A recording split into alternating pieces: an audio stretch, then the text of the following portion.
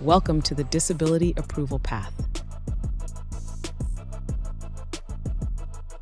Hello and welcome back to Social Security and Disability, the Approval Path with Deborah Spector, lead attorney and managing partner at Spector Lenz. I'm your host, Evan Mack. Now, for more than 40 years, Ms. Deborah has helped guiding clients through the Social Security disability process from start to finish. Now, in today's episode, we're tackling a question that comes up all the time. Will I owe taxes on my disability benefits? This is, do you owe taxes on your disability benefits? Ms. Deborah, my dear, welcome back. Good morning, Evan. So good to see you. Hello. So, are Social Security Disability Insurance, SSDI, benefits always tax-free? No. No. Why? Let's go right to the chase. The answer is no. And the more fulsome answer is what I tell my team almost daily, including someone who's worked with me for 20 years, who looks at the world in a very black-white way. Yeah. And she'll ask me a question. I'll say, you know the answer. And she said, yeah, it depends. That's the answer. It depends. It depends on a number of factors. But no, Social Security disability, Social Security retirement, not necessarily tax-free. SSI, tax-free. Remember the federal welfare program, administered by Social Security for the elderly, blind, and disabled.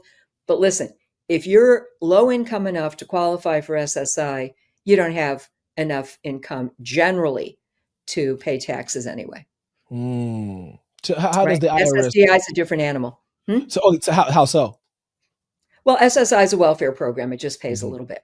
SSDI can pay like up to $3,500 and more a month. Wow. So we're looking at $40,000 in income maybe from SSDI, and the individual could also have income from other sources, could have a little bit of part-time work, because not all work is prohibited under this program. I shouldn't say prohibited, but precluded. You could have pension income. You could have all kinds of income coming in. So with Social Security and taxation, we look at the adjusted gross coming in to the worker, and it also depends on whether the worker is filing jointly with the spouse. And then there are a series of breakpoints applied at which federal income taxes, and that's what I'm talking about right now, federal income tax might attach. I do want to say I practice in Illinois. Of course, there's no Illinois state tax. The state does not tax these federal benefits. Now, the basic breakpoint is $25,000 for a single person. So if you look at the income for that person for the year and it exceeded $25,000, then a portion of the Social Security above that amount will be taxable. And if you're filing jointly and you exceed $34,000, a portion will be taxable, perhaps. And the rate at which it's taxable depends on how high the income went, and it's on a graduated scale. Bottom line, though, is you don't pay tax ever on more than 85% of your Social Security. And when you say pay tax on your Social Security, doesn't mean you're not going to get your Social Security. It just means that at the end of the year, you could owe taxes. I'm going to meander a little bit and say, to avoid that, withhold. Okay.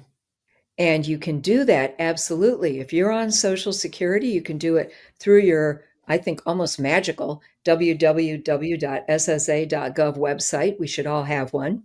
And if we haven't talked about it, remind me before we close how to get one.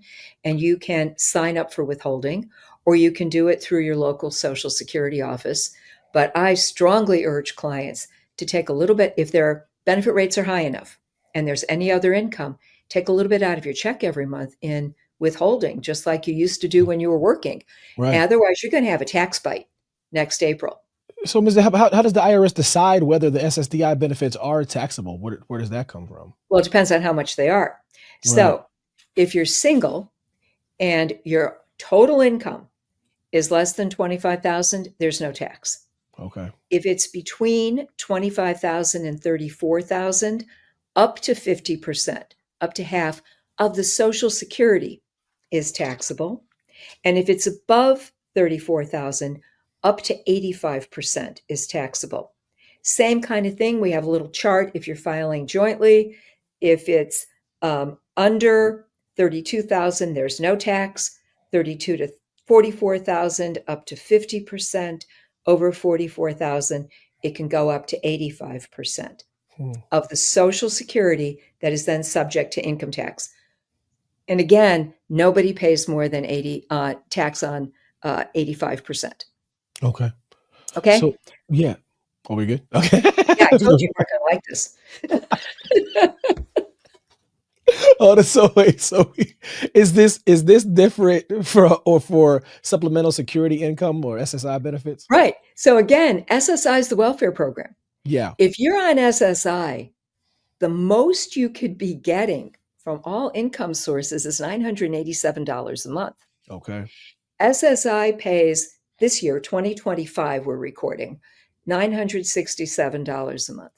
If you have other kinds of income coming in, there's a disregard of $20 on those. There's a formula applied. So the bottom line is the most you can end up with a month is less than $1,000. It's $12,000 a year. You're in no tax bracket. You're not paying, right? So SSI is a welfare program. Get that out of the tax analysis. But taxes are payable or may be payable on disability insurance and on retirement. Right. On retirement income. Absolutely. Okay. So how does the combined income factor into figuring, out whether benefits are taxable? How do they kind of work that out? Well, I'm so glad you asked because you're reminding me that I haven't given you my caveat. My caveat is I am not an accountant. I am not a bookkeeper. I don't do math and I don't know numbers. I have an excellent CPA who works with me in my firm. My late father taught us all, do not try to do electrical work or plumbing in your own house, right?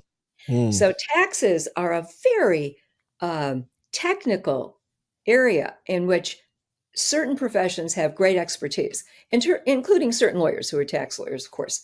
But always consult a tax preparer if there are questions about that. But basically, I believe they look at adjusted gross. So they're looking at everything coming in. It's not just Social Security. So how do other payments like workers' compensation, long-term disability affect that taxability of the SSDI? Well, let's take those two in particular.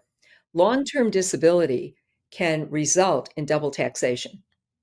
And I just warn my clients going into the case, I don't want to hear from you a year from now saying, Deb, you never told me I could be taxed on money I never saw, because I will say no. On September 15th, 2025, I put a note in your file saying, I told you that this could happen. What happens is long-term disability doesn't want you to end up between LTD and Social Security disability with more than 60% of what you used to make. So they will reduce the long-term disability to get you to that level. The way it actually happens in the real world is that the long-term disability payment is reduced by the Social Security payment. If you owe the long-term disability carrier money for long-term disability payments that were paid in full without that adjustment before your Social Security was approved, you have to pay them back. So you have a back award, let's say of $20,000. You have to send that money to the insurance company, but that $20,000 could be put into the taxation formula for Social Security. And with long-term disability, if the employer bought that policy for you, you could be taxed on it. So it's a complicated interplay, and sometimes there's no way to avoid it, but you have to pay attention to it. Workers' comp, similarly, workers' compensation also has an offset. There is a little bit different. They don't want you netting more than 80% of what you used to, blah, blah, blah. But the Social Security will be reduced in that case by the receipt of workers' comp, but you could be taxed on everything prior to the reduction. So Does that make sense? No. Does it that did. seem fair? No, that's how it works. Absolutely not. But what about the Illinois residents? Do they have to pay state taxes on disability benefits? I kind of heard you allude to that, but I never really I don't know how taxes work in Illinois. Not on Social Security, of course, but I can't speak to private. Okay. Yeah. So how is back pay from SSDI treated for tax purposes, especially if it covers multiple years?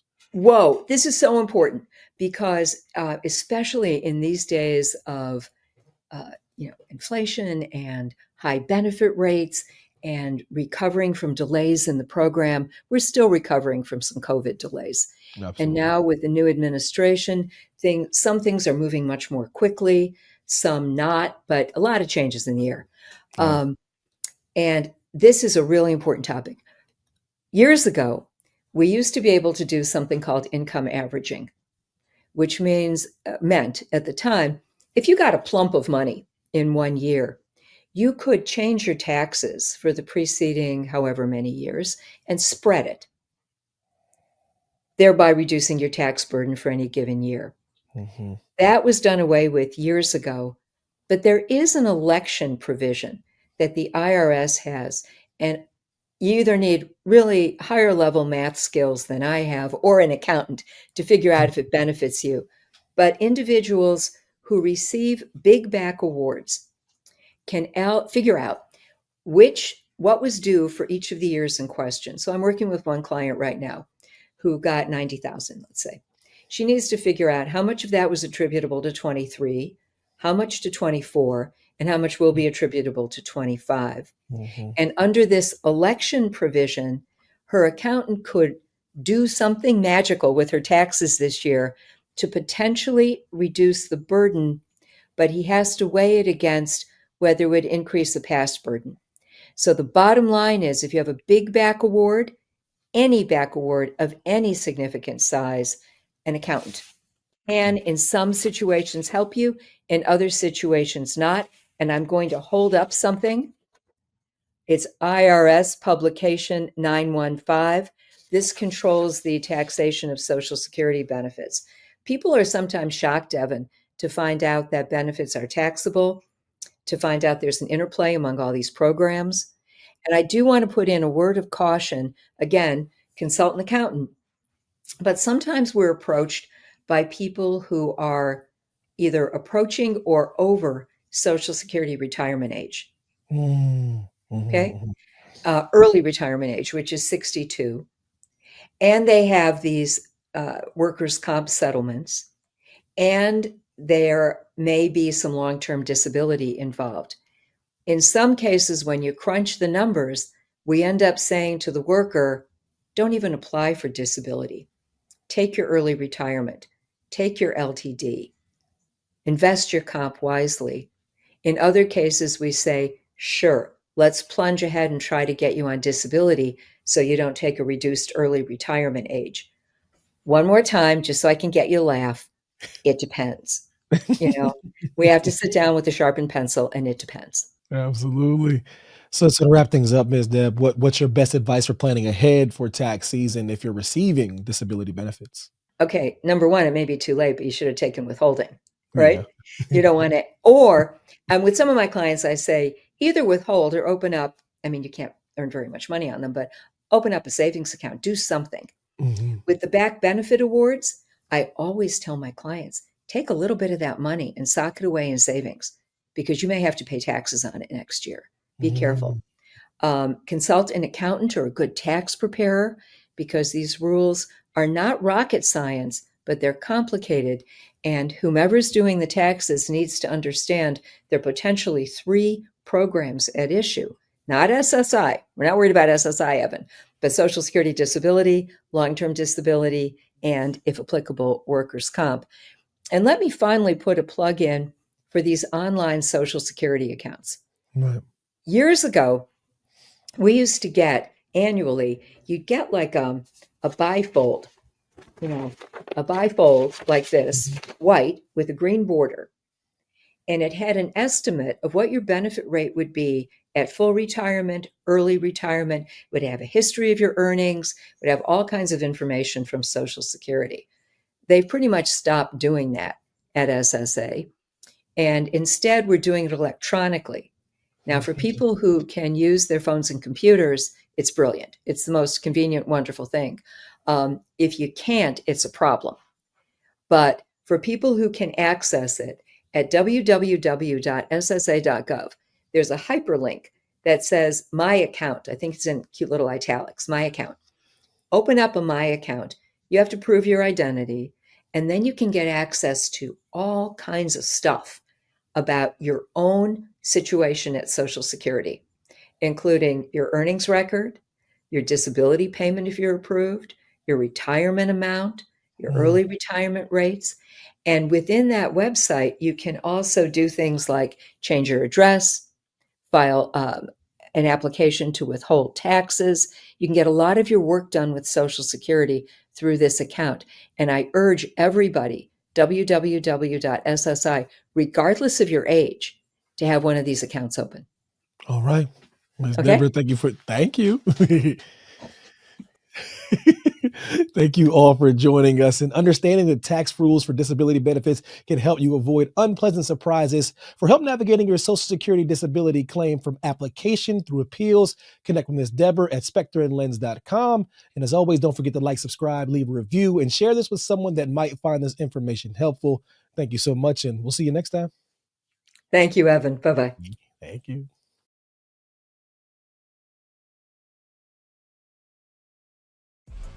Thanks for watching. Be sure to hit that like and subscribe button and leave us a review in the comments.